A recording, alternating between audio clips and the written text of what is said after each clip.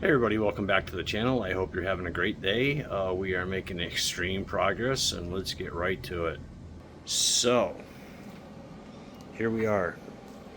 I couldn't deal with those valve covers. They're eBay specials. These are Pontiac. They don't belong on a 73, 74 Trans Am, but they did come on other years. To me it looks like jewelry. I actually really like them a lot. I think I made a good choice with these versus buying a set off of eBay and painting them. So I'm pretty happy with the purchase. As you can see, we've got the new fuel line installed that will go right up to the Quadrajet. And a couple things I want to talk to you about today, and that is drivetrain clutch parts and why we replace them. So let's go right around and let's get right to it. So this is the adjustment rod for the clutch, and as you can see, there's some stuff missing there. Trying to focus in on it. There you go. That's supposed to be one piece, guys. So we'll take another look at another one so you know it's not just me. I think this is the one that came from the car. So let's see if we can get some focus on that. It's having a hard time focusing on that. There we go. As you can see, that one's not too round either. And we'll give it a second to focus in. If it will. Doesn't look like it wants to. There we go. Okay, so you can see there's a lot of metal missing from that. And what happens is, when it is inside of, let's go to the next part and we'll get to that. So this is a brand new one, guys. This came from Ames Performance, and as you can see, all the metal is there. Okay, this right here goes inside of this right here. Let's see if we can get a good look at this. Bring it up. Alright, so this goes inside of here. As you can see, we've got a little, I don't know if you can see it, but let me pull this out. This hole right here, that hole in the top is not round. It is oblong, if you can see that. So what's going to happen is that's going to give me misadjustment in my clutch, which is not good. This is, the bar that goes across from the frame to the clutch. So I guess you could consider it the Z-bar. So here we go. Here's a new one right here. And you can see that hole is round. So that takes a lot of the play out of my clutch. There's a lot of parts that wear on this particular setup for a 4-speed between 70 and 81 Trans Ams and Firebirds. These are all parts that need to be carefully looked at when you're doing your car, restoring your car, or replacing your clutch, because all of this can lead to very premature wear, and it's not good. So let's take a look at this. Okay, so this right here is the bracket that goes on the frame, and let's see. This, sorry about the floating camera this morning, but trying to show you guys. This will go into here. I'm gonna back this up. Okay, that's gonna go into there. But as you can see, it's gonna move around a lot. That's terrible. This is almost completely broken. I believe this was from the 350. I hammered that car for years. I drag raced it, and as you can see, this is the result. So I guess moral of the story, don't beat on your car. So anyway, this is a replacement one. Okay, this is what came on the car. I believe this is a replacement because I have a brand new one right here from Classic Industries. I won't be needing to use it because this one is in fantastic shape. And like I said, so this we placed up into there, and now this will not, I'm sorry, it's hard to do. I should have put it on a tripod. Sorry, guys. So basically what's this is going to help is the movement from back and forth this way. Because you can see on that other one, it shot. It's going to move all over the place. So those are some of the clutch parts. That's why we replaced them. So, you know, I think I posted on Facebook or somewhere that, you know, sometimes you have to spend the extra money to get the right parts and not cheap out, because it's going to cost you more in the long run. This right here is the fork to hold the throwout bearing, and what happens here is these tabs get worn out, and then the throwout bearing won't sit correctly, and you get premature wear on the throwout bearing. So we have a better one than that we're going to use, and let's get back to the spending the money part. So yeah, I had to spend an extra $470, and it doesn't go too far, guys. Let me show you what it got me. It got me that fuel line right there. It got me these valve covers right here. It got me that oil cap right there to go with the valve covers. Let's get to it. We have a negative battery cable right here. We have the positive, as you can see the red end, positive cable right there. You know, I could have went out and bought, you know, cable and made my own lines, but, you know, these are, you know, fixed in there, and they're not going to get corrosion, and you know, that's why I spent the extra money. So we have what's in the box here. Brand new PVC valve, which is critical. Bad PVC valve will definitely make the car run bad. We bought this right here because, as you know, as I just explained, we needed it really bad. Bought a new filter for the carburetor, new spring, new gasket. I needed all that stuff for my second carburetor. This blue spring right here is an OEM return spring for the carburetor. And these right here, if you can see them in the bag, I'm going to change the camera a little bit. These are original OEM style radiator clamps for the hoses and for the heater hoses. So that's pretty cool. Like I said, that's what $460 gets you. It's not a lot, but it was all parts that I needed.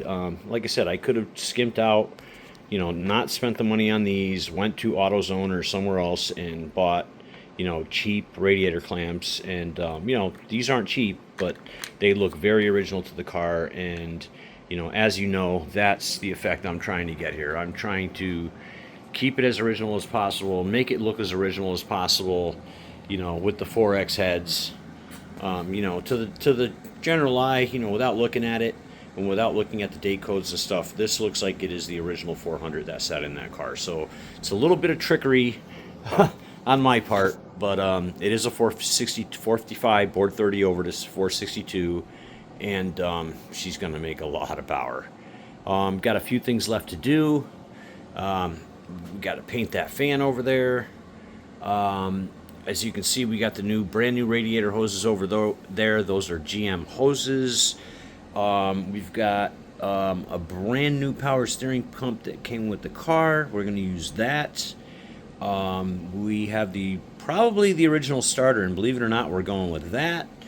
All the brackets, that one and this one right here, were restored earlier, so they're looking really good. We've got the original OEM clamp for the not the fuel line, the throttle cable coming out of the car into the carburetor. So that's all stock. It looks fantastic, and we're making a lot of progress. So the plan is we get the valves adjusted today. I'm bringing in the expert. I don't trust myself to do this one, and he's going to come in and adjust the valves.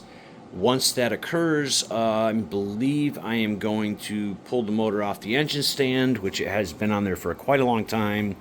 And then we're going to go for this right here. So we have, I'll show you. So we have this right here. Let's get in some light here. This is the pilot bushing that I'll show you where it goes. So this goes into the engine, and then this goes in here, And as you can see, it has roller bearings. I don't know if you can see that in the packaging. Very high quality part. This came from Butler Performance, and we'll be doing that. So this has got to go into the back of the crank, this right here. The flywheel has already been resurfaced. I just got to spray it down with a little bit of brake fluid. The clutch is brand new and upstairs. We pretty much have everything we need to maybe make an attempt, possibly for tomorrow, to install this into the car. Now, it won't be running tomorrow. There's going to be a lot more work after that, because I think what's going to happen here is once I install that flywheel, I'm going to install the clutch. Then we're going to go back over here. We're going to take this shifter off this transmission, and we are going to install that transmission into the motor.